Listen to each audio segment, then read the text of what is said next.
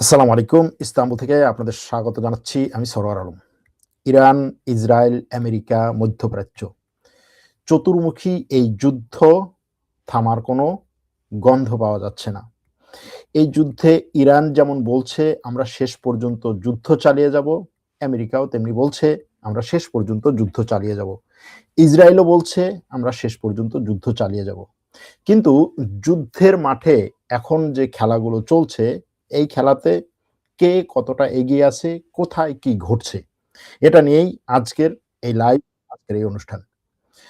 সর্বশেষ তথ্যগুলো দিয়ে আমি লাইভটা শুরু করব এবং পরবর্তীতে আমার বিশ্লেষণগুলো করব। আপনাদের কাছ থেকে যদি প্রশ্ন আসে, যেই প্রশ্নগুলোর উত্তর দেওয়া সম্ভব আমার পক্ষে, সেগুলোর উত্তর দেওয়ার চেষ্টা করব। সর্বশেষ যে ব্রেকিং নিউজ যদি বলি, সেটা হচ্ছে ইরানের পররাষ্ট্রমন্ত্রী কিছুক্ষণ আগে তিনি একটা টেলিভিশনে সাক্ষাৎকার দিয়েছেন। সেখানে তিনি বলেছেন যে আমরা সংযুক্ত আরব আমিরাতকে সতর্ক করে দিতে চাই, গতকাল খার্ক দ্বীপে এবং তার পাশে আবু মুসা দ্বীপে, এই দুটো দ্বীপে যে আক্রমণ হয়েছে, সেই আক্রমণগুলো হয়েছে সংযুক্ত আরব আমিরাতের দুটো দ্বীপ থেকে, দুটো শহর থেকে। একটা শহর হচ্ছে আল খাইমা, রাস আল খাইমা, আরেকটা শহর দুবাইয়ের কাছে। এরপরে ইরানের সেনাবাহিনীর পক্ষ থেকে ঘোষণা দেওয়া হয়েছে যে এখন সংযুক্ত আরব আমিরাতের শুধুমাত্র মার্কিন ঘাঁটিগুলোকেই আমরা টার্গেট করব না, বরং যেই সমস্ত শহরকে আমাদের দিকে রকেট নিক্ষেপ করার জন্য ব্যবহার করা হচ্ছে, সেই সমস্ত শহরকেও আমরা টার্গেট করব। এবং ইরানের পক্ষ থেকে ওই সব শহরের সাধারণ লোকদেরকে সরে যেতে বলা হয়েছে। অনেকগুলো লোকেশন ইরান স্পষ্ট করেছে। ইরান বলছে সংযুক্ত আরব আমিরাতের যতগুলো পোর্ট আছে, যতগুলো বন্দর আছে, যতগুলো তেল শোধনাগার এবং কয়েকটা শহর, এই জায়গাগুলো থেকে সাধারণ মানুষকে সরে যেতে বলেছে এবং সেখানে সে আক্রমণ করবে ঘোষণা দিয়েছে। এই ঘোষণার মাধ্যমে ইরানের পররাষ্ট্রমন্ত্রী বলছেন আমরা যে কাজটা করছি সেটা হচ্ছে শুধুমাত্র একটা নীতির ভিত্তিতে করছি। সেটা কি? সেটা হচ্ছে চোখের বদলে চোখ। তুমি যদি আমার চোখে আঘাত হানো, আমি তোমার চোখে আঘাত হানবো। এটা হচ্ছে বর্তমানে ইরানের কথা। ইরানের পক্ষ থেকে আরো কয়েকটা কথা বলা হয়েছে, যেমন হরমুজ প্রণালী নিয়ে তাদের পক্ষ থেকে ইরানের পররাষ্ট্রমন্ত্রী বলছেন হরমুজ প্রণালী বন্ধ না। কেউ বলতে পারবে না হরমুজ প্রণালী বন্ধ আছে, হরমুজ প্রণালী খোলা, এটা হচ্ছে তাদের কথা। কিন্তু তিনি বলছেন যে হরমুজ প্রণালী খোলা বন্ধ, হরমুজ প্রণালী বন্ধ ওই সমস্ত জাহাজের জন্য যেই সমস্ত জাহাজ আমেরিকা এবং ইসরায়েলের সাথে সম্পৃক্ত, এবং আমেরিকা, ইসরায়েল আর তাদের দোসরদের জাহাজগুলো সেগুলোর জন্য হরমুজ প্রণালী বন্ধ, বাকি কারোর জন্য হরমুজ প্রণালী বন্ধ না। তিনি অবশ্য বলেছেন যে এই যে হরমুজ প্রণালী বন্ধ না, তারপরেও অনেকগুলো জাহাজ তাদের নিরাপত্তার কারণে সতর্কতামূলক ভাবে তারা এই হরমুজ প্রণালী পার হচ্ছে না, সেখানে আমাদের কিছু করার নাই। কিন্তু প্রত্যেকদিন হরমুজ প্রণালী থেকে জাহাজ যাচ্ছে আসছে, ইরানের মিত্র দেশের জাহাজগুলো। এর মধ্যে ভারতে নিযুক্ত ইরানের রাষ্ট্রদূত ভারতের গণমাধ্যমে বলেছেন যে ভারতের জাহাজগুলোর জন্য হরমুজ প্রণালীকে উন্মুক্ত করে দিয়েছে ইরান।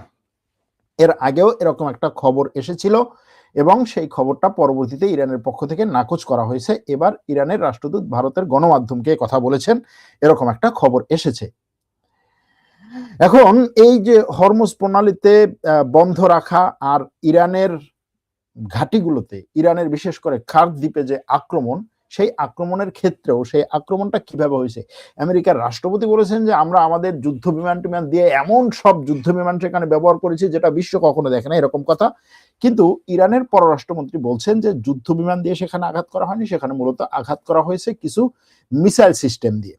সেখানে মূলত আঘাত করেছে কিছু মিসাইল সিস্টেম এবং সেই মিসাইল সিস্টেমগুলো সংযুক্ত আরব আমিরাতের বিভিন্ন শহর থেকে নিক্ষেপ করা হয়। তার কথা অনুযায়ী যেমন তিনি বলছেন যে ওই দ্বীপ দুটোতে, খার্ক দ্বীপ এবং আবু মুসা দ্বীপে আঘাত করা হয়েছে মূলত আর্টিলারি রকেট সিস্টেম, যেটাকে আমেরিকা হিমার্স বলে, এবং একই সাথে কিছু স্বল্প পাল্লার রকেট দিয়ে এই জায়গাতে আঘাত করা হয়েছে, তিনি এটা বলছেন, এবং এই পাল্টাঘাতটা করবে। এখন আমেরিকার রাষ্ট্রপতি আজকে বলছেন যে আমরা ইরানের সেনাবাহিনীকে শেষ করে দিয়েছি। এটা হচ্ছে তার কথা। প্রথম কথা, ইরানের সেনাবাহিনীকে শেষ করে দিয়েছি। তারপরে দ্বিতীয় কথা হচ্ছে ইরানকে আমাদের কাছে এসে মাথা নত করতে হবে। তৃতীয় কথা হচ্ছে আমরা ইরানের যা বাকি আছে, সেনাবাহিনীর যে অংশটা বাকি আছে তাদের কাছে আমরা আহ্বান জানাই, তোমরা সারেন্ডার হও। চতুর্থ কথা হচ্ছে আমরা ইরানের নৌবাহিনীর উপরে আক্রমণ করব যেন হরমুজ প্রণালী খোলা থাকে। পঞ্চম কথা হচ্ছে আমরা ইরানের সেনাবাহিনীর উপরে এর আগে যে আক্রমণ করেছি তার থেকেও তীব্র আক্রমণ করব। এখন এই যে তার কথা 1 2 3 4 5 পাঁচটা ধাপ যদি দেখেন কোনোটার সাথে কোনোটা মিল নেই। যদি ইরানের সেনাবাহিনী শেষই হয়ে যায় তাহলে আপনি কার বিরুদ্ধে আবার আক্রমণ করছেন? যদি ইরানের নৌবাহিনী শেষই হয়ে যায় তাহলে আপনি নৌবাহিনীর কোন পক্ষটার উপর আক্রমণ করছেন? এরই মধ্যে একটা স্যাটেলাইট ফুটেজে দেখা গেছে যে ইরানের ড্রোনবাহী রণতরী, যদি বলি ড্রোনবাহী যে জাহাজ ছিল, যেই জাহাজটা আমেরিকা বলছে যে জাহাজ আমরা ধ্বংস করে দিয়েছি, জাহাজ ডুবিয়ে দিয়েছি এবং সেটাই এতদিন পর্যন্ত জানা যাচ্ছিল, নতুন করে দেখা যাচ্ছে যে সেই জাহাজ ইরানের দিকে আসছে। জাহাজে আক্রমণ হয়েছে সেটা স্যাটেলাইট ফুটেজে বোঝা যাচ্ছে, কিন্তু জাহাজ ডুবে যায়নি, কিছুটা ক্ষতিগ্রস্ত হয়েছে এবং জাহাজ এখন চলছে। তাহলে এখানে এখন প্রশ্ন আসে যে আমেরিকার ডুবিয়ে দেয়া জাহাজ অলৌকিকভাবে আবার জেগে উঠছে, এরকম ভাবে বলা সম্ভব? কারণ মার্কিন প্রেসিডেন্ট এবং তার গণমাধ্যম সবাই বলছে এটা শেষ। ইরান এটা নিয়ে চুপ ছিল, কোনো কথাই বলে নাই এবং এখনো পর্যন্ত বলেনি, জাস্ট হচ্ছে স্যাটেলাইট ইমেজে এরকম একটা তথ্য দেখা গেছে। অন্যদিকে যদি পাল্টা দিক থেকে চিন্তা করা হয়, ইরানের পক্ষ থেকে বলা হয়েছে, ইরানের বিপ্লবী গার্ডের পক্ষ থেকে বলা হয়েছে যে আমেরিকার যুদ্ধ জাহাজ বিমানবাহী রণতরী যে আব্রাহাম লিঙ্কন সেটাতে আক্রমণ করার পরে সে ওমানের উপকূলের কাছাকাছি ছিল, সেখান থেকেও দূরে সরে গেছে। এবং এই যে দূরে সরে গেছে ইরান বলছে, আমেরিকা কিন্তু এটার বিরুদ্ধে বলে নাই যে না আমরা দূরে সরে যাইনি, আমরা তো এখানেই আছি, সেটা বলে নাই এখনো পর্যন্ত। সুতরাং দূরে সরে গেছে এটা মোটামুটি বলা যায়। এরই মধ্যে আরো অনেকগুলো খবর আছে আপনাদের জন্য, যেই খবরগুলোকে আমি এক এক করে এভাবে নিয়ে আসি। ইরান তার এই যে অপারেশনটা চালাচ্ছে সেটার ৪৯তম ধাপ, মানে এক এক ধাপে যে সে ব্যাপক পরিমাণে মিসাইল নিক্ষেপ করে সেটার ৪৯তম ধাপ আজকে। সেই ধাপে কয়েকবার মিসাইল এবং রকেট নিক্ষেপ করেছে। এই মিসাইল এবং রকেট ইসরায়েলের বিভিন্ন জায়গায় আঘাত এনেছে এবং এই অঞ্চলে থাকা আমেরিকার বিভিন্ন দেশের ঘাঁটিতে আঘাত এনেছে। ইসরায়েলের তেলাবিবের আশেপাশে যে জায়গাগুলো সেন্ট্রাল ইসরায়েল, সেখানে ইরানের ক্ষেপণাস্ত্র আঘাত হানে এবং বিস্ফোরণের শব্দ শোনা গেছে। ইসরায়েলের ইলাত শহরে ইরানি ক্ষেপণাস্ত্র হামলায় একাধিক ভবন ক্ষতিগ্রস্ত হয়েছে। এগুলো হচ্ছে মানে নিশ্চিত খবর। এখন অনিশ্চিত খবর তো ইসরায়েলে আরো অনেক আছে। ইরানি ক্ষেপণাস্ত্র ক্লাস্টার ওয়ারহেড ব্যবহারের তথ্য প্রকাশ পায় ইসরায়েলের মধ্যে। ইসরায়েল এটা বিভিন্ন গণমাধ্যমে, ইসরায়েলি এবং আমেরিকান গণমাধ্যমে এটা প্রকাশ পায় যে ইরানি যে ক্ষেপণাস্ত্র সেখানে সে ক্লাস্টার ওয়ারহেড ব্যবহার করে এবং এই ক্লাস্টার ওয়ারহেড ব্যবহার করার কারণে ইসরায়েলের আকাশ প্রতিরক্ষা ব্যবস্থা অকেজো হয়ে পড়ে, কাজ করতে পারে না। কোনটা রেখে কোনটার প্রতি হচ্ছে সে তার মিসাইল ছুড়বে। ওদিকে ইরান বলছে যে তার আকাশ প্রতিরক্ষা ব্যবস্থা উন্নত মানের AMG 158 ক্রুজ ক্ষেপণাস্ত্র ধ্বংস করেছে। ইস্পাহানে নতুন করে আরেকটা মার্কিন ড্রোন ভূপাতিত করার দাবি করেছে ইরান এবং ইরানের বিপ্লবী গার্ড বলছে যে যুদ্ধ শুরু থেকে এ পর্যন্ত 115টা ড্রোন, ইসরায়েলি এবং আমেরিকান ড্রোন, 115টা ড্রোন তারা ভূপাতিত করেছে।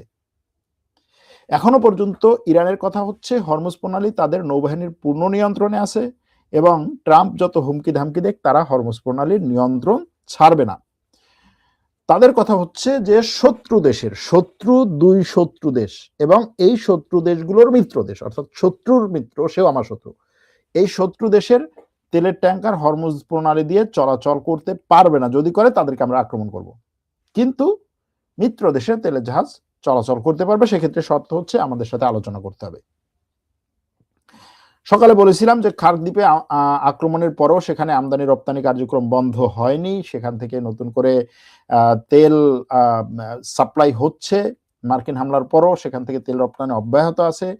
2টি ইরানি ট্যাঙ্কারে 2.7 মিলিয়ন ব্যারেল তেল লোড করা হয়েছে এবং সারা দেশে 19 মিলিয়ন টন প্রয়োজনীয় পণ্যের সরবরাহ নিশ্চিত করেছে ইরান। অর্থাৎ এই আক্রমণে ইরানকে এখনো পর্যন্ত অবরোধ দিতে পারেনি। অবরোধ দেওয়া মানে হচ্ছে ইরানের মধ্যে কোনো ধরনের পণ্য ঢুকবে না, বের হবে না, এটা কিন্তু করতে পারেনি। অর্থাৎ হরমুজ প্রণালী কন্ট্রোল ইরানের কাছে থাকার কারণে। ওদিকে হিজবুল্লাহও ইসরায়েলের বিভিন্ন সামরিক ঘাঁটি এবং বসতিতে রকেট হামলা চালিয়েছে। হিজবুল্লাহ বলছে যে ইসরায়েলের একটা মার্কাবা ট্যাঙ্কে সরাসরি আঘাত এনেছে এবং ইরাকে অবস্থিত যে সমস্ত প্রতিরোধ গোষ্ঠীগুলো আছে তারা মার্কিন লক্ষ্যবস্তুতে হামলা চালিয়েছে ইরানের বিভিন্ন জায়গায়। এমনকি সর্বশেষ যে তথ্য সেটা হচ্ছে ইরাকের প্রতিরোধ গোষ্ঠীগুলো বলছে ইরাকের বিভিন্ন জায়গায় তারা মার্কিন লক্ষ্যবস্তুতে হামলা চালিয়েছে। সর্বশেষ খবর হচ্ছে ইরাকের এরবিলে অবস্থিত সংযুক্ত আরব আমিরাতের যে কনসুলেট অফিস সেখানে আক্রমণ হয়েছে। আক্রমণের পরে সেখানে ধোঁয়ার কুণ্ডলী দেখা গেছে। ইরান বলছে যে সে দিন যত যাবে আরো শক্তিশালী এবং নির্ভুল ব্যালিস্টিক ক্ষেপণাস্ত্র ব্যবহার করবে। ইরানের শীর্ষস্থানীয় নেতারা বলছেন যে আক্রমণকারীদের বিরুদ্ধে পাল্টা আক্রমণ একই ধাঁচে অব্যাহত থাকবে এবং ইরানের সীমান্তরক্ষী বাহিনী জানিয়েছে যে তাদের দেশের সীমান্ত পুরোপুরি এখনো স্থিতিশীল আছে। অর্থাৎ সীমান্তে এই যে ইরাকের কুর্দি অঞ্চল থেকে সীমান্তে একটা বড় ধরনের প্রায় 5,000-7,000 সশস্ত্র মিলিশিয়া ঢোকার কথা বা ঢোকার জন্য প্রস্তুতি নিচ্ছে, যে সমস্ত কথা শোনা যাচ্ছে সেটার উপরে সীমান্তরক্ষী বাহিনী বলছে যে আমাদের এখনো পর্যন্ত পুরোপুরি স্থিতিশীল আছে এবং আমাদের নিয়ন্ত্রণে আছে। এখন এই পরিস্থিতিতে ইরানের সেনাবাহিনী বলছে যে আমরা এখনো পর্যন্ত ঐক্যবদ্ধভাবে আমরা পাল্টা আক্রমণগুলো চালাচ্ছি এবং এখনো পর্যন্ত যেই সমস্ত খবর আসছে ইরানের আকাশ প্রতিরক্ষা ব্যবস্থা বিভিন্ন জায়গায় চালু আছে। এর মানে হচ্ছে আমেরিকা এবং ইসরায়েল যে দাবিগুলো করেছে সেই দাবিগুলো পুরোপুরি সঠিক না। অর্থাৎ ইরানের আকাশ প্রতিরক্ষা ব্যবস্থা পুরোপুরি ধ্বংস করার দাবি, ইরানের নৌবাহিনী পুরোপুরি ধ্বংস করার দাবি, ইরানের বিপ্লবী গার্ডের কোমর ভেঙে দেওয়া, ইরানের রাষ্ট্রের মধ্যে সরকারের বা রেজিমের মধ্যে যে একটা ভাঙন ধরা, এগুলো কোনোটাই পুরোপুরি সঠিক না। এদিকে মার্কিন এবং ইসরায়েলি হামলাটা কেমন হচ্ছে ইরানে? যুক্তরাষ্ট্র বলছে যে খার্ক দ্বীপে তারা 90টিরও বেশি সামরিক লক্ষ্যবস্তুতে হামলা করেছে। 90টিরও বেশি। এতটুকু দ্বীপের মধ্যে যদি 90টারও বেশি হামলা করে কি বাকি থাকে? কিন্তু তারপরে ইরান বলছে যে আমাদের সেখানে প্রত্যেক দিনের প্রত্যাহিক কার্যক্রম অব্যাহত রয়েছে। ইসরায়েল বলেছে তারা ইরানে 200টিরও বেশি স্থানে হামলা চালিয়েছে গত 48 ঘন্টায়। তেহরানের একটা মহাকাশ গবেষণা কেন্দ্র ধ্বংস করার দাবি করেছে ইসরায়েল। একটা আকাশ প্রতিরক্ষা কারখানায় হামলার কথা বলেছে ইসরায়েল। ইস্পাহান শহরে মার্কিন ইসরায়েলি বিমান হামলা, আজকে ব্যাপক পরিমাণে বিমান হামলা করেছে ইস্পাহান শহরে এবং সেখানে পুরো শহর জুড়ে ধোঁয়ার কুণ্ডলী দেখা গেছে। ওদিকে জর্ডান জানিয়েছে যে তারা ইরানের 85টি ক্ষেপণাস্ত্র এবং ড্রোন তাদের আকাশসীমা অতিক্রম করেছে। ইরানের 85টি ক্ষেপণাস্ত্র এবং ড্রোন জর্ডানের আকাশসীমায় ঢুকেছে এবং জর্ডান সেগুলোকে ভূপাতিত করেছে, বেশিরভাগই ভূপাতিত করেছে, এটা জর্ডান বলেছে। আর সংযুক্ত আরব আমিরাত বলছে যে আজকে তারা 9টি ব্যালিস্টিক ক্ষেপণাস্ত্র এবং 33টি ড্রোনকে ভূপাতিত করেছে, কিন্তু কতগুলো আঘাত করেছে সেটা তারা বলে নাই। ইসরায়েলি সেনাবাহিনী দাবি করেছে হিজবুল্লাহর এক শীর্ষ কমান্ডারকে তারা হত্যা করেছে।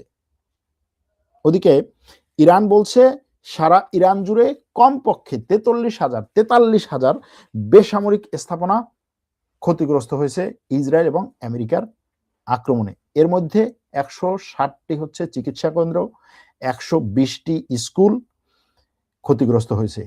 শুধুমাত্র স্কুলে হামলায় এখনো পর্যন্ত 206 জন শিক্ষার্থী এবং শিক্ষক নিহত হয়েছে। এটা হচ্ছে ইরানের কথা। যদি কৌশলগত চিত্রটা একটু আপনাদের সামনে তুলে ধরি তাহলে এভাবে বলা যায় যে সামরিক সক্ষমতায় এখনো ইরান ক্ষেপণাস্ত্র এবং ড্রোন হামলা চালানোর সক্ষমতা ধরে রেখেছে, একই সাথে তার এয়ার ডিফেন্স দিয়ে ইসরায়েলি ড্রোন এবং বিমানকে সে ব্যস্ত রাখতে পেরেছে। আজকে ইসরায়েল বলছে যে তার একটা F-16 যুদ্ধ বিমানকে ইরানের এয়ার ডিফেন্স সিস্টেম আক্রমণ করেছিল, কয়েকবার তাকে লক্ষ্য করে তাকে টার্গেট করে আক্রমণ করেছে, এবং ইসরায়েলের সেনাবাহিনীর পাইলট বা বিমান বাহিনীর ওই পাইলটের চাতুরতার জন্য, তার সক্ষমতার জন্য সেখান থেকে একটু খানিকের জন্য হচ্ছে বেঁচে গেছে। এটা হচ্ছে ইসরায়েলের কথা। সুতরাং আমেরিকা এবং ইসরায়েলের এই যৌথ আক্রমণের বিরুদ্ধে ইরান এখনো পর্যন্ত তার এই দুটো দেখিয়ে যাচ্ছে।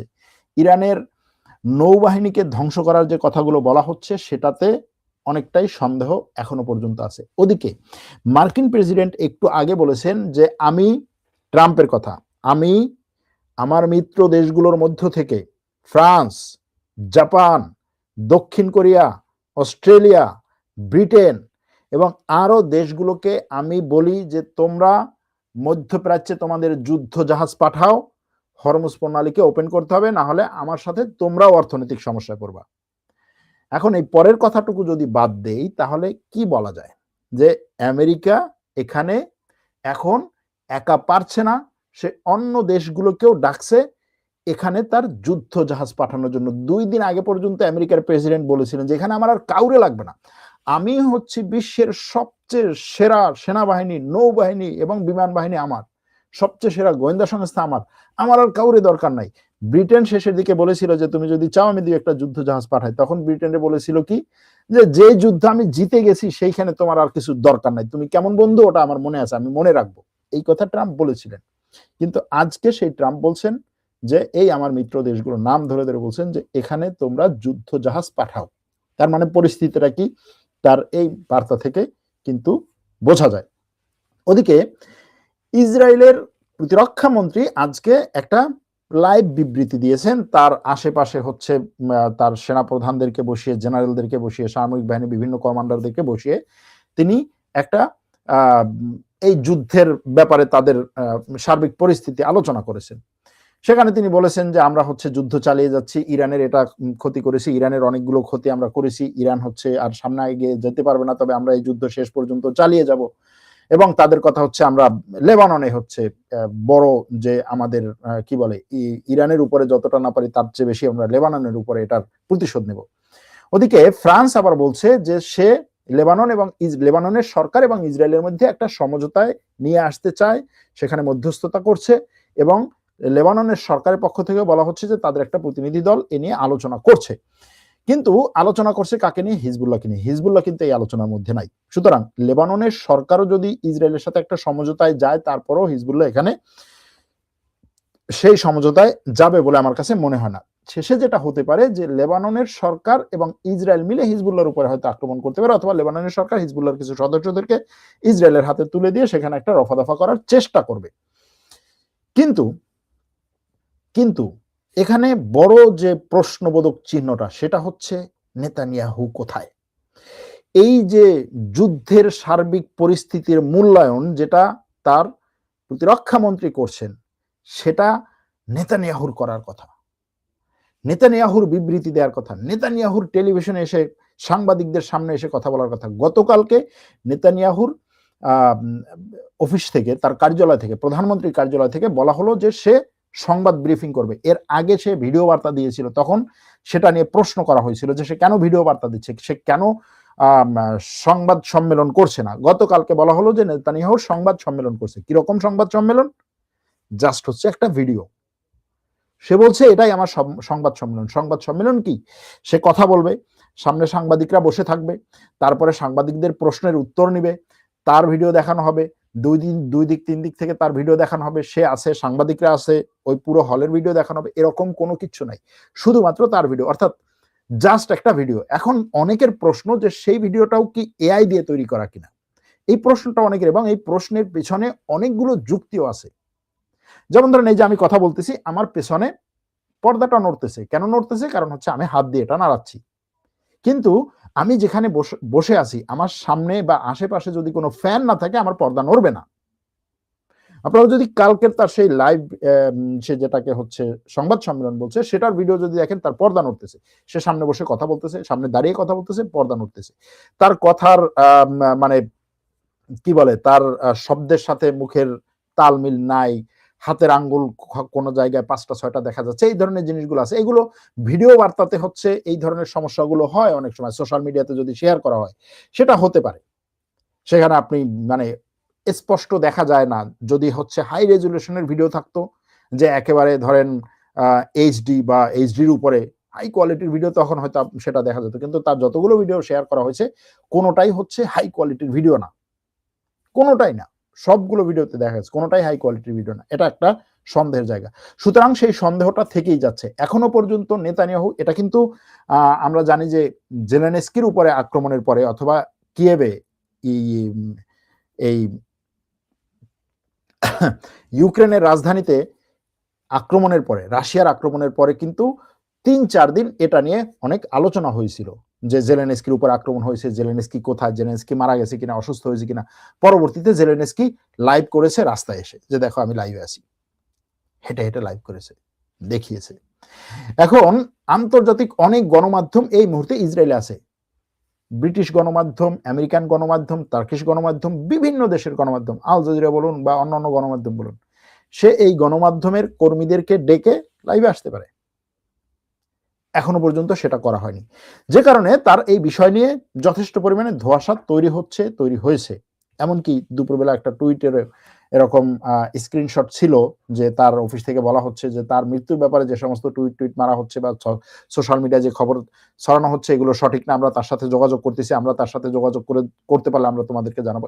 এই টুইটের ভাষা দেখলেই আপনার কাছে মনে হবে যে এটা আসলে ম্যানিপুলেটেড, কিন্তু কারণ হচ্ছে যদি তার এরকম কোনো পরিস্থিতি হয় তাহলে তারা বলবে না যে তার সাথে আমাদের যোগাযোগ নাই, আমরা যোগাযোগ করতে পারছি না, আমরা তার সাথে যোগাযোগ করলে তোমাদেরকে জানাবো, এটা বলবে না। কিন্তু এই যে প্রশ্নবোধক চিহ্নগুলো, এই চিহ্নগুলো আছে। এজন্য প্রশ্ন হচ্ছে যে তাহলে ইসরায়েলের এই আক্রমণের সামনে থেকে নেতৃত্ব দিচ্ছে কে?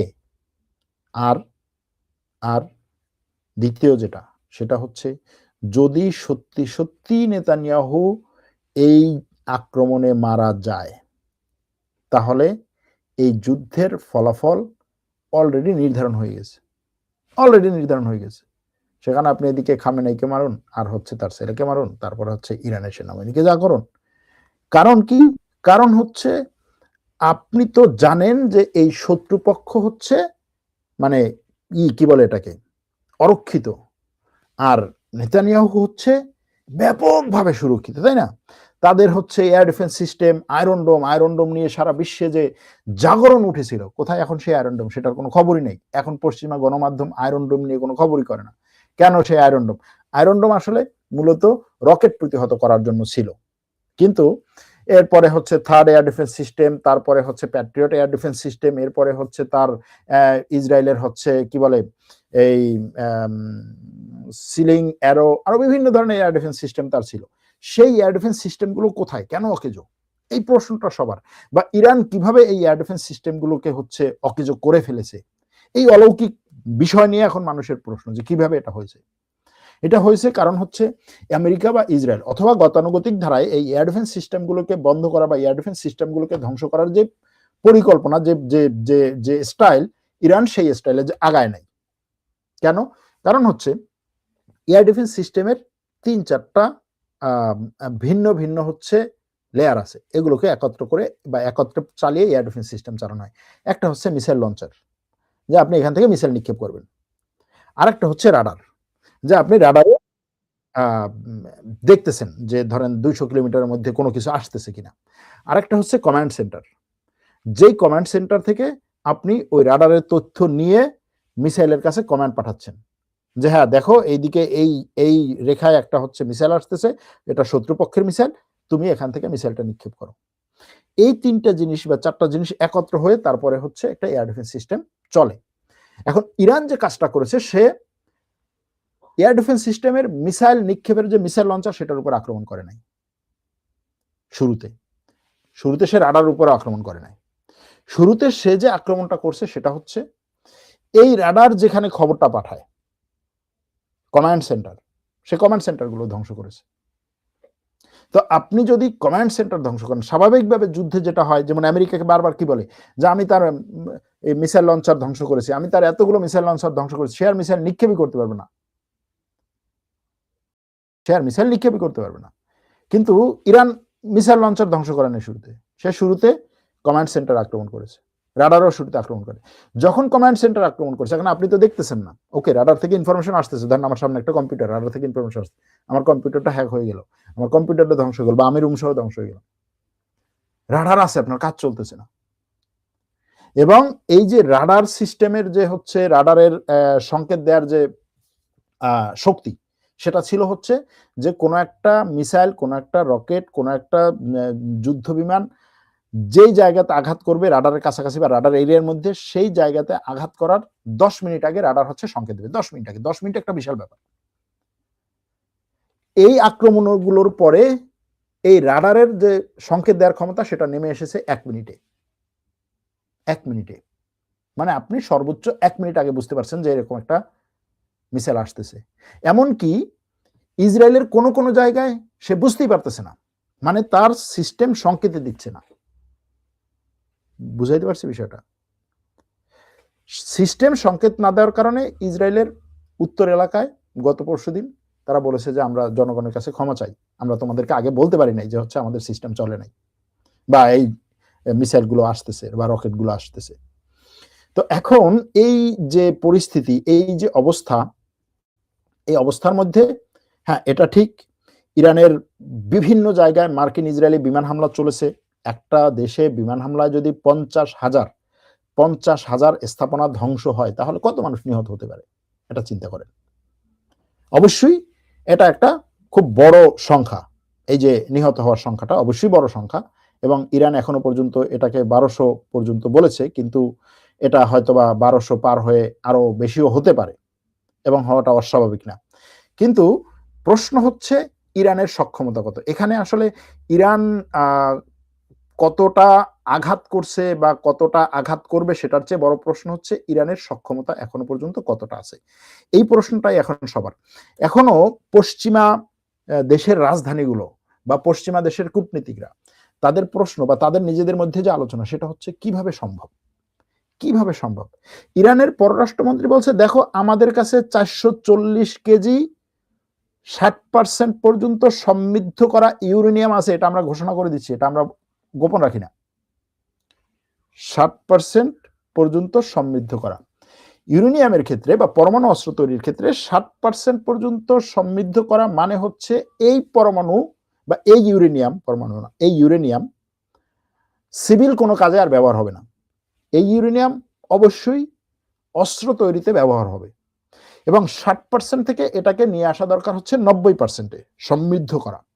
নর্মাল ইউরেনিয়াম, যে ইউরেনিয়ামের হচ্ছে বা যে ইউরেনিয়ামের যে ইউরো সেটা আপনার 1% 2% থাকে, সেটাকে সমৃদ্ধ করে, মানে এটাকে যদি সহজ ভাষায় বলি আর কি, আমাদের দেশে চালনি আছে না, চালনি থেকে আপনি ছেলে ছেলে হচ্ছে অরিজিনাল জিনিসটা নিয়ে আসবেন, সহজে বোঝানোর জন্য। এটা আরো অনেক টেকনিক্যাল জিনিস, জাস্ট সহজে আপনি সেই খাঁটি জিনিসটাকে নিয়ে আসছেন, যদি 3%-এ নিয়ে আসতে পারেন, সেটাই আপনার বিদ্যুৎ উৎপাদনের জন্য যথেষ্ট। 3% থেকে 5%-এর মধ্যে বিদ্যুৎ উৎপাদনের জন্য যথেষ্ট। 5 থেকে 20% হচ্ছে আপনি জেনারেল বিদ্যুৎ বা হচ্ছে কি বলে এটাকে বেসামরিক ব্যবহারের বাইরে চলে যাচ্ছেন। 20% পর্যন্ত যদি করতে পারেন, এবং এই 20% পর্যন্ত করতে হচ্ছে আপনার সামরিকভাবে বা বিভিন্ন ধরনের হচ্ছে সামরিক টেকনোলজি সেখানে ব্যবহার করতে হবে। অর্থাৎ তখনই আপনি আপনার যে সিস্টেম তৈরি করবেন এই 20% বানাতে, সেই সিস্টেমের উপর ভিত্তি করেই আপনি পরবর্তী ধাপগুলো যেতে পারবেন। 20% পর্যন্ত সমৃদ্ধ করাই হচ্ছে অনেক বড় একটা ধাপ। 20%-এর পরে 20 থেকে 60% সমৃদ্ধ করা আপনার জন্য সহজ, আর 60% থেকে 90%, 90% হলে হচ্ছে সেই ইউরেনিয়াম দিয়ে পরমাণু অস্ত্র তৈরি করা সম্ভব। 60% থেকে 90% তৈরি করা আরো সহজ। এজন্য ইসরায়েল এবং আমেরিকা বলছে যে 6 দিনের মধ্যে, 9 দিনের মধ্যে, 3 মাসের মধ্যে, 2 সপ্তাহের মধ্যে হচ্ছে পরমাণু অস্ত্র তৈরি করতে পারবে। অর্থাৎ এই যে 60% থেকে 90%-এ নিয়ে যাওয়া, এটা 2-3 সপ্তাহের মধ্যে বা 1 মাসের মধ্যে সম্ভব। কিন্তু এই ইউরেনিয়াম সমৃদ্ধ করলেই যে আপনি হচ্ছে পরমাণু অস্ত্র বানাচ্ছেন, বিষয়টা সেরকম না। এটার সাথে ধরেন আপনার পরমাণু অস্ত্রের হচ্ছে ডিজাইন দরকার, ওয়ারহেড তৈরি করা দরকার, সেটার হচ্ছে বিভিন্ন ধরনের পরীক্ষা নিরীক্ষা আছে, সেগুলো দরকার। এবং শুধুমাত্র ইউরেনিয়াম তো আর না, এটার সাথে আরো অনেকগুলো ম্যাটেরিয়ালস আছে, সেগুলোকে একত্র করে আপনি পরমাণু অস্ত্র তৈরি করলেন। এরপরে হচ্ছে সেই পরমাণু অস্ত্র বহনকারী মিসাইল তৈরি করা। অনেকে বলছে যে মিসাইল অলরেডি তাদের তৈরি করা আছে। সুতরাং এই পর্যায় থেকেও যদি ইরান পরমাণু অস্ত্র তৈরি করতে যায় তাহলেও হয়তো কয়েক মাস লেগে যেতে পারে। কিন্তু ইরানের পররাষ্ট্রমন্ত্রী বলছেন যে আমাদের হাতে যে পরমাণুগুলো আছে এটা আমেরিকার এবং আন্তর্জাতিক যে পরমাণু সংস্থা তাদের রিপোর্ট অনুযায়ী হচ্ছে এগুলো দিয়ে আমরা 11টা পরমাণু অস্ত্র বানাতে পারবো, যদি বানাইও। আর তার কথা হচ্ছে আমরা তো বলে দিয়েছি যে ভাই ঠিক আছে, তুমি যদি আমার উপর থেকে সব ধরনের নিষেধাজ্ঞা উঠিয়ে নাও, এই অঞ্চল থেকে যদি আমার উপর থেকে সব ধরনের হুমকি উঠিয়ে নাও, আমি পরমাণু অস্ত্র নিয়ে কাজ করবো না, করলাম না, সমস্যা কি? আমার উপর যদি হুমকি না থাকে আমি কেন এটা করবো? এটা হচ্ছে ইরানের কথা। এবং ইরান বলছে যে এটা নিয়ে মার্কিন যুক্তরাষ্ট্র এবং পশ্চিমা বিশ্ব মিথ্যা কথা বলছে বহুভাবে, বিভিন্নভাবে। গেল আমাদের সেই আলোচনাটা। এই আলোচনার পরে এখন আরো যে কয়েকটা যুক্তরাষ্ট্রভিত্তিক সংবাদ মাধ্যম অ্যাক্সিওসের সূত্রের বরাতে বলা হয়েছে সম্ভাব্য রাজনৈতিক ঘোষণায় লেবানন ইসরায়েলকে স্বীকৃতি দিতে পারে এবং তার সার্বভৌমত্ব ও ভৌগোলিক অখণ্ডতাকে সম্মান করার প্রতিশ্রুতি দিতে পারে। বুঝতে পারছেন বিষয়টা? এই যে এখন হিজবুল্লাহ আক্রমণ করছে, হিজবুল্লাহর উপরে ইসরায়েল আক্রমণ করছে, এটা নিয়ে এখন একটা মধ্যস্থতা চলছে। মধ্যস্থতা চলছে কার মধ্যে? লেবানন এবং ইসরায়েলের মধ্যে। এখনো পর্যন্ত লেবানন ইসরায়েলকে স্বীকৃতি দেয়নি, কারণ লেবাননের অনেক অংশ ইসরায়েল দখল করে রেখেছে। এখন বলা হচ্ছে যে লেবানন তার নিজের নিরাপত্তা নিশ্চিত করতে ফ্রান্সের প্রেসিডেন্ট এমানুয়েল ম্যাক্রোর মধ্যস্থতায় লেবানন ইসরায়েলকে রাষ্ট্র হিসেবে স্বীকৃতি দিবে এবং ইসরায়েলের সার্বভৌমত্ব, ভৌগোলিক অখণ্ডতাকে সম্মান করবে। আমার দেশ থেকে ইসরায়েলে কোনো আক্রমণ হবে না, সেটা সে ঘোষণা দিবে। এবং আমার কাছে যেটা মনে হয় এটা শুধুমাত্র লেবানন না, লেবাননের সাথে একত্রে হয়তো সিরিয়াও এই ঘোষণাটা দিতে পারে, এটা আমার কাছে মনে হচ্ছে আর কি। ফরাসি প্রস্তাব অনুযায়ী লেবাননের সেনাবাহিনী লিতানি নদীর দক্ষিণে পুনরায় মোতায়েন হবে এবং লেবাননের সেনাবাহিনী হিজবুল্লাহকে নিয়ন্ত্রণ করবে, মানে হিজবুল্লাহকে নিষ্ক্রিয় করবে। এই প্রস্তাবে বলা হয়েছে বর্তমান যুদ্ধের শুরুতে যে এলাকাগুলো দখল করেছে ইসরায়েল, সেখান থেকে 1 মাসের মধ্যে সেনা প্রত্যাহার করবে ইসরায়েল এবং আন্তর্জাতিক যে শান্তিরক্ষী মিশন, যেটাকে ইউনিফিল বলা হয়, UNIFIL, ইউনিফিল, তারা লিতানি নদীর দক্ষিণে হিজবুল্লাহকে নিরস্ত্রীকরণে কাজ করবে। জাতিসংঘের নিরাপত্তা পরিষদের অনুমোদনে একটা আন্তর্জাতিক জোট গঠনের প্রস্তাব দেওয়া হয়েছে, যেটা লেবাননের হিজবুল্লাহকে নিরস্ত্রীকরণের তদারকি করবে। এই প্রস্তাবে আরো বলা হয়েছে লেবানন ভবিষ্যতে ইসরায়েলের সঙ্গে স্থায়ী আগ্রাসন না করার চুক্তি নিয়ে আলোচনায় প্রস্তুত থাকার ঘোষণা দেবে। এটা হচ্ছে লেবানন এবং ইসরায়েলের মধ্যে সম্ভাব্য রাজনৈতিক সমঝোতা, যেই প্রস্তাবগুলো এসেছে ফ্রান্সের পক্ষ থেকে।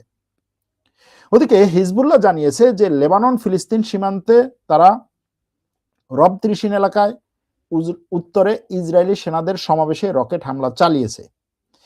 হিজবুল্লাহ বলছে তারা আদাইসা শহরে তাল্লাত আল খাজান এলাকায় ইসরায়েলি সেনাদের লক্ষ্য করে রকেট হামলা চালিয়েছে।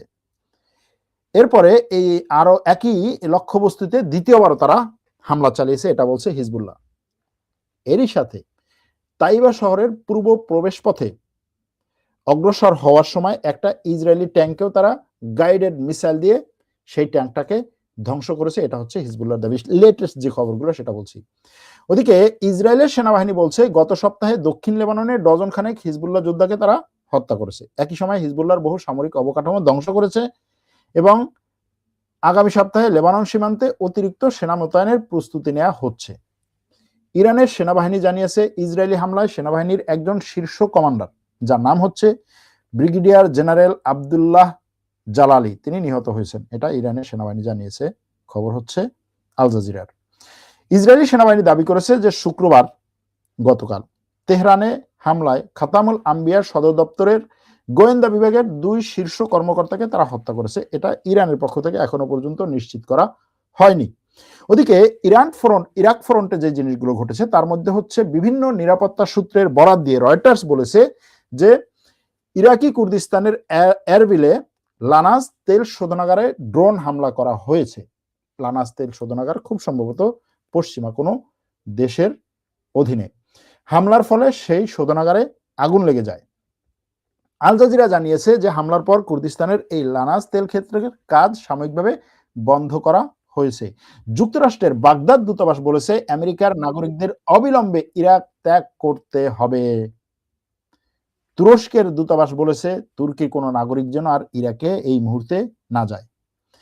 যুক্তরাষ্ট্রের দূতাবাস আরো বলেছে যে ইরানপন্থী বিভিন্ন সশস্ত্র গোষ্ঠী পুরো ইরাক জুড়ে যুক্তরাষ্ট্র সংশ্লিষ্ট সব লক্ষ্যবস্তুতে হামলা চালিয়েছে এবং চালাচ্ছে। কে বলছে এটা? যুক্তরাষ্ট্রের বাগদাদ দূতাবাস।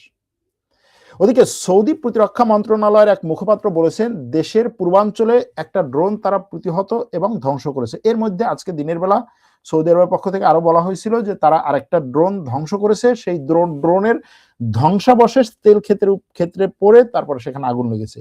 এই ঘটনাগুলো অব্যাহত আছে। এগুলো ছিল আজকের এই সর্বশেষ যে খবরাখবর, সেগুলো যুদ্ধের পরিস্থিতি। এখন আপনাদের কিছু প্রশ্নের উত্তর দেওয়ার চেষ্টা করব। সরা ভাই, আপনি যে যাই পড়লাম না, নেতানিয়াহুর মৃত্যুর খবর কি ভাই? এই মুহূর্তে কি ইরান হামলা চালাচ্ছে? পূর্বে বললেও আবারও একটু আপডেট দিবেন। হ্যাঁ, এই মুহূর্তে ইরান হামলা চালাচ্ছে। হরমুজ প্রণালী বাংলাদেশি তেলের ট্যাঙ্কারের জন্য কি ওপেন? এটা খবরটা কি সত্য? হ্যাঁ, খবর সত্য। হরমুজ প্রণালী বাংলাদেশের তেলের ট্যাঙ্কারের জন্য ওপেন। কারণ হচ্ছে বাংলাদেশ ইসরায়েলের পক্ষের কোনো রাষ্ট্র না, এটা স্পষ্ট। তবে হ্যাঁ, বাংলাদেশের সাথে আমেরিকার সম্পর্ক আছে, সুসম্পর্ক আছে, সেটা তো আছেই। তুরস্কের K2 কামিকাজে ড্রোন কি সুইসাইড ওয়ান ওয়ে ড্রোন? এটা তো দেখতে অনেকটা বড় ড্রোন। এটা দুই ধরনের। একটা হচ্ছে ওয়ান ওয়ে ড্রোন, অর্থাৎ সে দরকার হলে তার কাছে যদি কোনো অস্ত্র না থাকে সে নিজে গিয়ে হচ্ছে আক্রমণ করে হচ্ছে বিস্ফোরিত হতে পারে। আবার সে অস্ত্র বহন করতে পারে, অর্থাৎ সে অস্ত্র বহন করে সেই অস্ত্র নিক্ষেপ করে আবার ফিরে আসতে পারে, এরকম ড্রোন।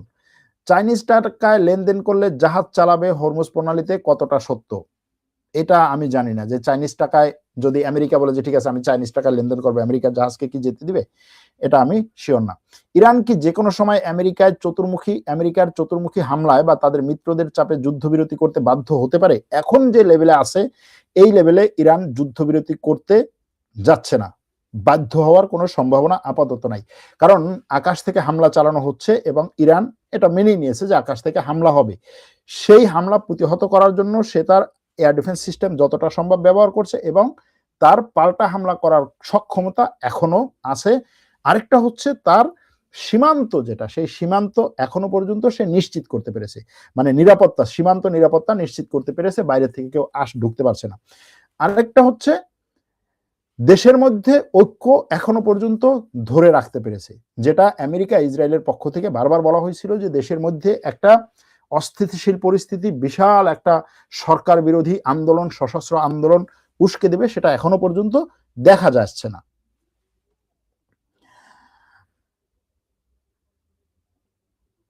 ইরান কি চীনের SQ-9 ক্ষেপণাস্ত্র প্রতিরক্ষা কিনেছে? এই ব্যাপারে আসলে বিভিন্ন তথ্য খবর এসেছিল, কিন্তু কোনো পক্ষই এই ব্যাপারে স্পষ্টভাবে বলে নাই যে তারা এই ক্ষেপণাস্ত্র কিনেছে বা পেয়েছে বা দিয়েছে।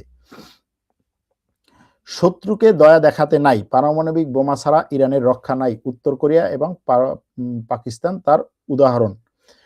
এই যুদ্ধের সমাধান কি? এই যুদ্ধের সমাধান হচ্ছে ট্রাম্পের বলতে হবে যে আমি এই যুদ্ধ বন্ধ করছি।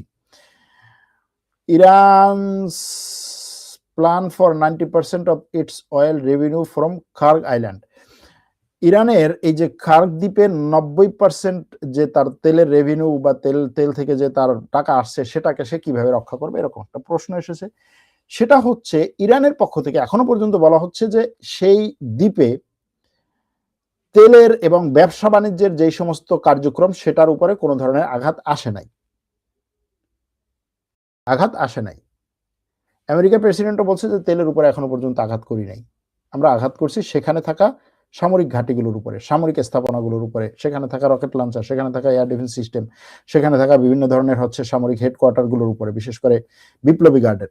এটা ট্রাম্প বলছে, কিন্তু কিভাবে এটা করবে, এটাকে কিভাবে রক্ষা করবে, তার হাতে যে এয়ার ডিফেন্স সিস্টেম আছে সেটা দিয়ে সে রক্ষা করতে পারবে কিনা, কতটা রক্ষা করতে পারবে, এই প্রশ্ন আমার মাথায়। এটার উত্তর সত্যি কথা যেটা আসলে আমার জানা নাই। যদি বলেন যে ভাই অনেক কথা তো বলেন, এটা জানা নাই মানে আমি সব যতটা সত্যি কথা জানা নাই, স্টাডি করতে হবে। নেতানিয়াহুর মৃত্যুর খবর কি? এটা তো বললাম। ইরানের জেনারেল কিয়ানির কি খবর জানি না। হামাস বলছে গাজা ঢুকলে ইসরায়েলের কবর, ফল আমরা সবাই জানি। আমার নাম সোহেল, আমি আপনার ইউটিউব চ্যানেলে খবরগুলো দেখি।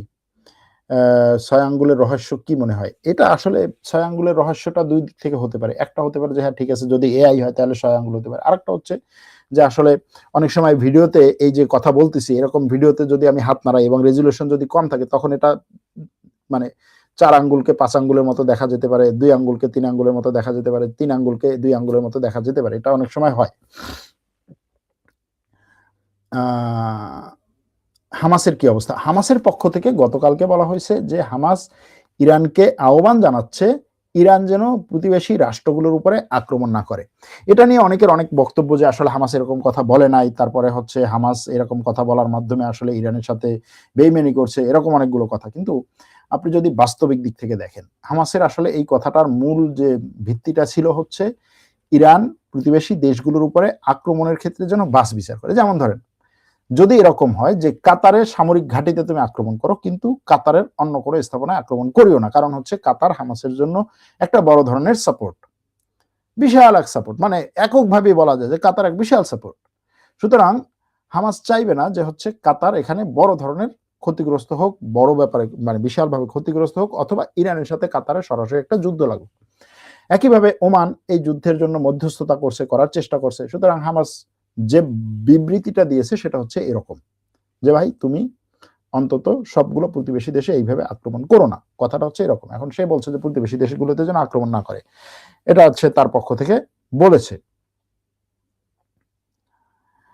মধ্যপ্রাচ্য থেকে কি আমেরিকার সৈন্যরা চলে যাবে? মধ্যপ্রাচ্যের সরকারগুলোর খবর কি কেউ দিচ্ছে না? সরকারগুলোর খবর কি কেউ দিচ্ছে না? বুঝি নাই। আমেরিকার এই মুহূর্তে তো আমেরিকার সৈন্য চলে যাওয়ার কোনো সম্ভাবনা। ভাই আপনি রমজান মাসে আমাদের জন্য কষ্ট করে লাইভ করেন, এজন্য অসংখ্য ধন্যবাদ। ইরানে স্থল অভিযান শুরু হলে কি হিজবুল্লাহ স্থান অভিযান চালিয়ে যেতে পারবে? হিজবুল্লাহ স্থল অভিযান কিভাবে চালিয়ে যাবে? হিজবুল্লাহ যে ইসরায়েলের মধ্যে ঢুকে স্থল অভিযান চালাবে সেই রকম তো সক্ষমতা এই মুহূর্তে নাই বলা যায়, অথবা যদি সে ধরনের পরিকল্পনা করেও থাকে সেটাও ইসরায়েল লেবাননের সরকার এবং লেবাননের সেনাবাহিনী এবং আন্তর্জাতিক একটা সেনাবাহিনী ওখানে নিয়ে এসে হিজবুল্লাহ যে লেবাননের দক্ষিণ অঞ্চল দিয়ে ইসরায়েলে ঢুকবে সেই জায়গায় একটা বড় ধরনের সে কি বলে প্রতিরক্ষা বেষ্টনী গড়তে চাইছে। এজন্য ইরানের মধ্যে ঢুকে পড়লে সরাসরি হিজবুল্লাহ ইসরায়েলে ঢুকে পড়বে, এটা আমার কাছে মনে হয় না। একজন বলেছেন যে কামিকাজে মানেই হচ্ছে সুইসাইড ড্রোন, প্রকারভেদে বিভিন্ন রকম হতে পারে, 5 থেকে 50 কেজি বিস্ফোরণ বহন করে, যা কৌশলগত অস্ত্র বা সবসময় প্রকাশ করে না। তুরস্কের এই ড্রোনটার ক্ষেত্রে বলা হয়েছে সে 200 কেজি পর্যন্ত ওয়ারহেড বহন করতে পারবে, অনেক বড় একটা ড্রোন। বাংলাদেশি প্রবাসীরা কোথায় সেফ? আরব আমিরাতে?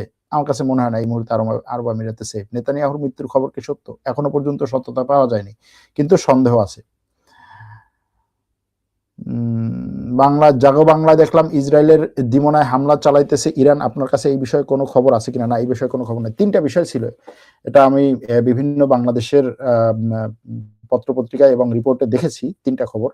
3টা খবর হচ্ছে এরকম যে ইসরায়েলের 3টা গুরুত্বপূর্ণ জায়গায় ইরান হামলা চালিয়েছে। ইসরায়েলের 3টা গুরুত্বপূর্ণ জায়গায় ইরান হামলা চালিয়েছে, সেটা আমি আজকে সকালবেলায় দেখেছিলাম।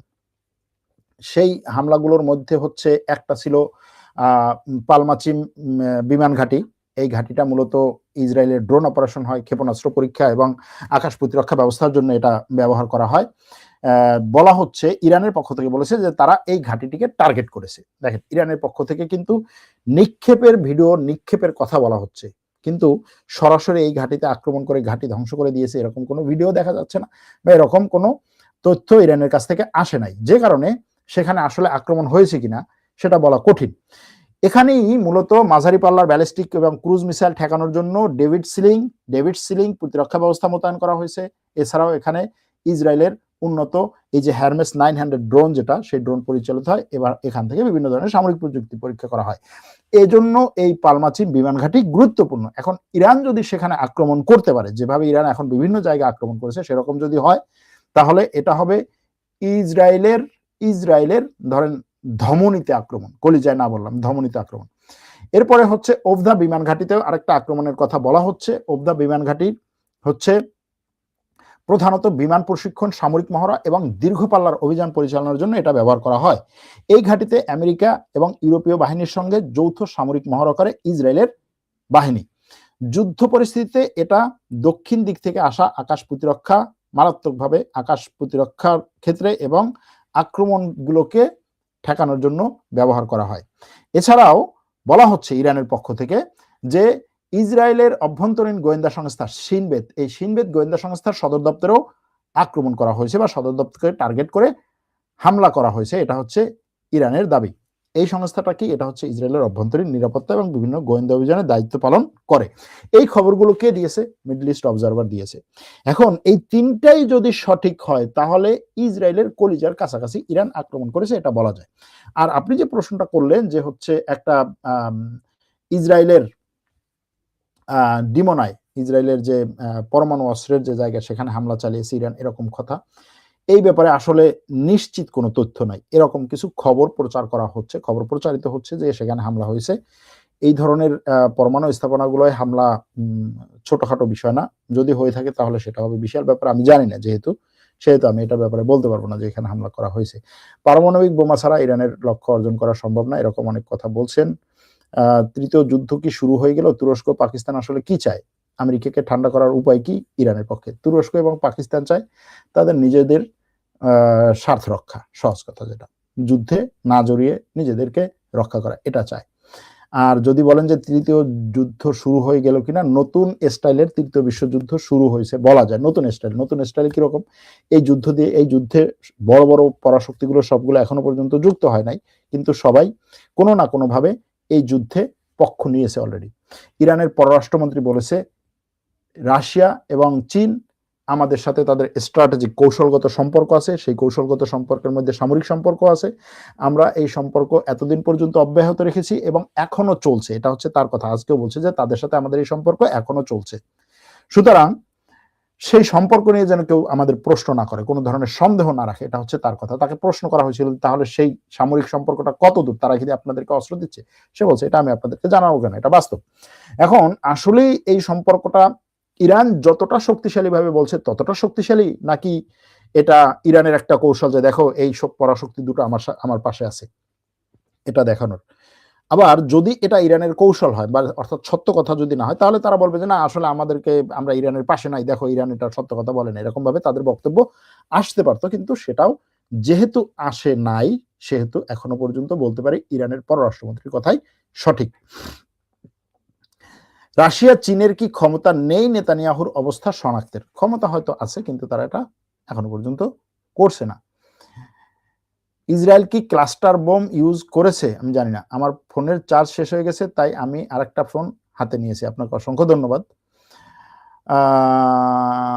জৈব অস্ত্র ব্যবহারের সম্ভাবনা কতটুকু দুপক্ষেরই? জৈব অস্ত্র নিয়ে এখনো পর্যন্ত তেমন কোনো কথাবার্তা শোনা যাচ্ছে না। তবে যদি এই যুদ্ধ দীর্ঘায়িত হয় এবং আমেরিকা ইসরায়েল যদি হচ্ছে এই যুদ্ধে আরো বেশি সম্মানহানি ঘটে তাদের, তারা জৈব অস্ত্র ব্যবহার করতে পারে। এটা করেছে, এটা করে তারা, এটা হচ্ছে ইয়ানা। আমি ইন্ডিয়া থেকে বলছি, আমার নিজস্ব আইডি ইরানকে কখনো হারতে দেবে না রাশিয়া এবং চীন, এটা 100% আপনি লিখে রাখতে পারেন, এক দর্শক বলেছেন। আমি বাসায় বসে লাইভ দেখি নিয়মিত। কয়েকদিন পূর্বে আপনি একটি লাইভ শুরু করেছিলেন, ঘরের হিসাব বাজারে গিয়ে মেলে না, এই কথা দিয়ে আমি আমার গিন্নিকে এই কথা বলার কারণে এখন আমাদের মধ্যে ব্যাপক পরিমাণে ঝগড়া হচ্ছে, আমার জন্য দোয়া করবেন।